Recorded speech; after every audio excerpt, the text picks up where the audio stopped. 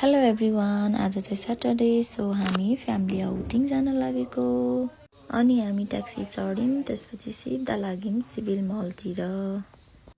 त्यसपछि हाम्रो भेट भयो अर्को हाम्रो फ्यामिली फ्रेन्ड्ससँग, सुषमा दी, रोहितै। अब यसको भिडियो चाहिँ बनाउन बिर्सेछु। अनि हामीले सोच्यौँ त्यसपछि बच्चाहरूलाई प्रायोरिटी दिनु पर्यो भनेर प्ले रुमतिर लाग्यौँ। त्यसपछि उनीहरूलाई खेल्नलाई प्ले रुमतिर लागे। अनि यो चाहिँ उनीहरूको फर्स्ट पेट थियो। सुसित र आभ्यानको प्ले रुम जानुभन्दा अगाडि उनीहरूले फ्रेन्डसिप पनि गरे। प्ले रुममा लागिसकेपछि उनीहरू खेल्नलाई स्टार्ट गरे।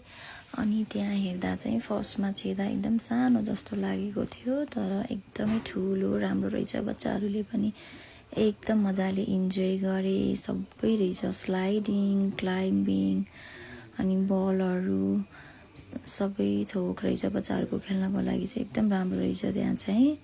अनि उनीहरूले मजाले खेले, इन्जोय गरे, दुवैजना जम्पिङ गर्दै क्लाइम्बिङ गर्दै। अनि बच्चाहरू सँगसँगै हामीलाई पनि एकदमै रहर लागेर हामी पनि थोरै फेरि हामी मामुहरू पनि रहर लागेर त्यहाँ खेल्यौँ एकछिन बच्चाहरूसँग। एकदम रमाइलो भयो, हामीले पनि इन्जोय गऱ्यौँ बच्चाहरूसँगै। त्यसपछि बच्चाहरूले भोक लाग्यो रे भनेपछि हामी सबैजनाले खायौँ आइसक्रिम। अनि आइसक्रिम खाइसकेपछि फेरि हामीले केही खान पर्यो भनेर, सबैलाई भोक लाग्यो भनेर केही कुराहरू अर्डर गरेर खायौँ। यसरी सबै फ्यामिली बसेर मजाले खाना खायौँ, बस्यौँ, गफ गऱ्यौँ। अनि त्यसपछि लास्टमा हामीले अलिअलि भिडियो फोटोहरू पनि बनायौँ। टिकटक त बनाउन भ्याइएन, त्यही पनि फोटो र भिडियो चाहिँ खिचेर हल्का रमाइलो।